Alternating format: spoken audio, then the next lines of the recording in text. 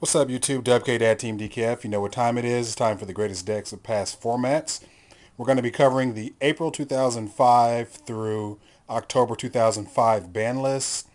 About this time, I think it was the Lost Millennium. No, it was right before the Lost Millennium. It was the Rise of Destiny. Sacred Phoenix that came out recently.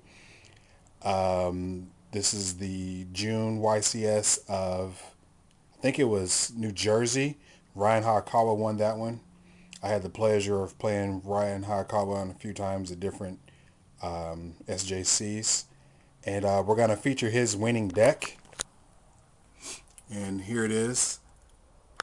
He has Blackluster Soldier, Jinzo, Airknight Parshath, 2DD Assailant, DD Warrior Lady, Blade Knight, Don Zaloog, Kycoo, Breaker, Enraged Battle Ox, Tribe-Infecting Virus, Sangan, 2 Magician of Faith, Sinister Serpent, 2 Nobleman of Crossout, Pot of Greed, Snatch Steal, 2 Enemy Controller, 2 Scapegoat, Graceful Charity, Premature Burial, MST, Metamorphosis, Creature Swap, Lightning Vortex, Heavy Storm, Smashing Ground, Book of Moon, and Delinquent Duo. Traps are Torrential Tribute, Ring of Destruction, One Dust Tornado, Call the Haunted, Bottomless Trap Hole, and Mirror Force. Now, as you can see, it's a lot of one-ofs like in the deck. But one quick aside, with all the warriors he ran, for the life of me, I couldn't figure out why he would not squeeze in double Rhoda, or at least one Rhoda. I would have picked that easily over the creature swap, but you know, he won it, and props to him for that at that time. And but that's just one of the changes I would have made had I built this deck. Many teams of Comic Odyssey, I believe that was their team. Is either Odyssey or Overdose. Sorry if I forget. Somebody will correct me down there. They all ran similar decks with like 1 or 2 different tech picks.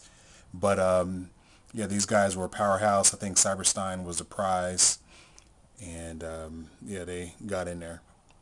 Now, the opposing view, if they weren't running the cookie cutter chaos, they were running Phoenix Chaos, and that deck was just as good. And in my opinion, it should have won.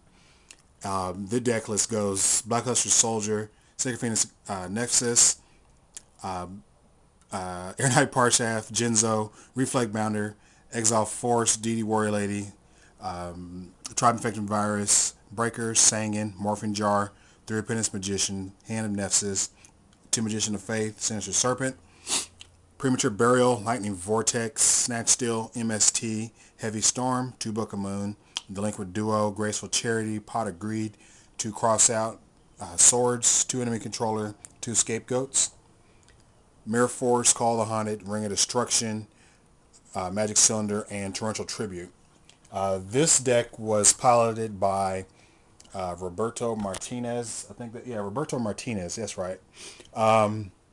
Nothing against him, but I think that people were at this Shonen Jump. People were just experimenting with it. You know, Phoenix just came out, but I already see different tech picks I would have made. For instance, I easily would have fit a Zaborg in here, running the triple Apprentice Magician. Apprentice Magician was just rape back in the day. You know, over maybe Airknight. I mean, he's running Morphin Jar, and you already have the Trinity here, Duo, Charity, and Pot of Greed. So he could have sacrificed the draw power for Zaborg, in my opinion. Maybe Exile Force wouldn't have been such a great pick, since we all know it wastes normal summon. And, you know, that's just some of the things that I'm thinking that why the deck didn't didn't end up in the finals. It top 8'd, but it wasn't on the top tables at the end. It was Ryan Hayakawa, I think, versus his teammate Tarisik Punsabat.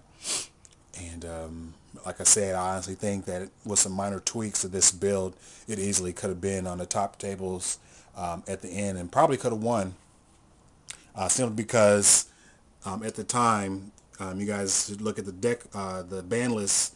That bitch was at 1. Sacred Phoenix Nexus was a bitch to get rid of. You call the Haunted in response to Typhoon, and it comes back, and it kept nuking back rows. 2400 was a bitch to get over at the time.